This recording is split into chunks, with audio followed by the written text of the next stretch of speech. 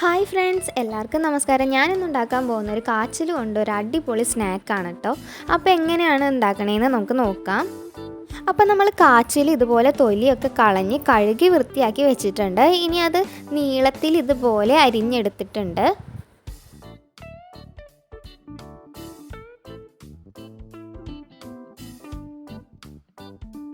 ഇനി ഒരു പാൻ ചൂടാക്കിയിട്ട് അതിലേക്ക് വെളിച്ചെണ്ണ ഒഴിച്ച് കൊടുക്കാം. ഓയിൽ ചേർക്കണമെങ്കിൽ ഓയിൽ ചേർത്തിട്ട് ഉണ്ടാക്കാം. ഞാനിതിലേക്ക് വെളിച്ചെണ്ണയാണ് ചേർത്ത് കൊടുക്കുന്നത്. വെളിച്ചെണ്ണ ഒന്ന് ചൂടായതിന് ശേഷം നമുക്ക് അരിഞ്ഞു വെച്ചിരിക്കുന്ന കാച്ചിൽ ഇതിലേക്ക് ഇട്ടൊന്ന് വറുത്തെടുക്കാം.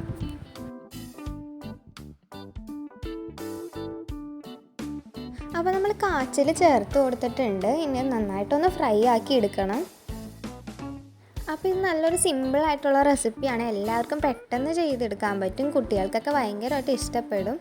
ഇപ്പോൾ ആണെങ്കിൽ കാച്ചിൽ സീസൺ ആയതുകൊണ്ട് കാച്ചിലൊക്കെ എല്ലായിടത്തും കിട്ടും. അപ്പോൾ എല്ലാവരും ഇതുപോലെ ഒന്ന് ട്രൈ ചെയ്ത് നോക്കണം.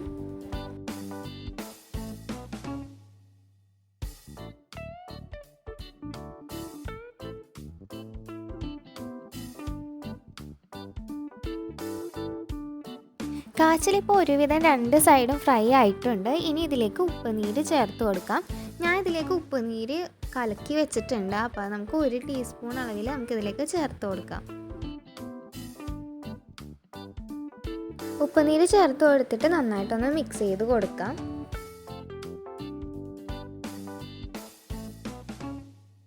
അപ്പോൾ നമ്മൾ ഫസ്റ്റ് ബാച്ച് ഇതുപോലെ ഫ്രൈ ആക്കി എടുത്ത് ഒരു പ്ലേറ്റിലേക്ക് മാറ്റി വെച്ചിട്ടുണ്ട്. ഇനി സെയിം മെത്തേഡ് തന്നെ ബാക്കിയുള്ള കാച്ചിലും കൂടി ഫ്രൈ ആക്കി എടുക്കാം. അപ്പോൾ എൻ്റെ ചാനൽ ആദ്യമായിട്ടാണ് കാണണമെങ്കിൽ എല്ലാവരും ഒന്ന് സബ്സ്ക്രൈബ് ചെയ്ത് സപ്പോർട്ട് ചെയ്യണേ. കൂടാതെ വീഡിയോസിനൊക്കെ ലൈക്ക് ചെയ്യാനും കമൻറ്റ് ചെയ്യാനും മറക്കരുത് കേട്ടോ. എല്ലാവർക്കും ഒന്ന് ഷെയറും കൂടി ചെയ്ത് കൊടുത്തേക്കണേ. പിന്നെ എന്തെങ്കിലും സജഷൻസ് ഒക്കെ ഉണ്ടെങ്കിൽ കമൻറ്റ് ബോക്സിൽ പറയണം. അപ്പോൾ ഇത്രേ ഉള്ളൂ. നല്ല സിമ്പിളായിട്ട് കാച്ചിൽ ഫ്രൈസ് ചെയ്തെടുക്കാൻ പറ്റും. നല്ല ക്രിസ്പിയാണ്, കൂടാതെ നല്ല ഹെൽത്തി സ്നാക്കാണ്. കുട്ടികൾക്കൊക്കെ നന്നായിട്ട് ഇഷ്ടപ്പെടും. കട്ടൻ ചായയും ഈ കാച്ചിൽ ഫ്രൈസും മാത്രം മതി. നല്ല കോമ്പിനേഷനാണ്. കുറച്ച് മസാലയൊക്കെ ആഡ് ചെയ്താൽ ഇതിലും ടേസ്റ്റ് കൂടും. അപ്പോൾ എല്ലാവരും ട്രൈ ചെയ്ത് നോക്കിയിട്ട് ഫീഡ്ബാക്ക് പറയണേ.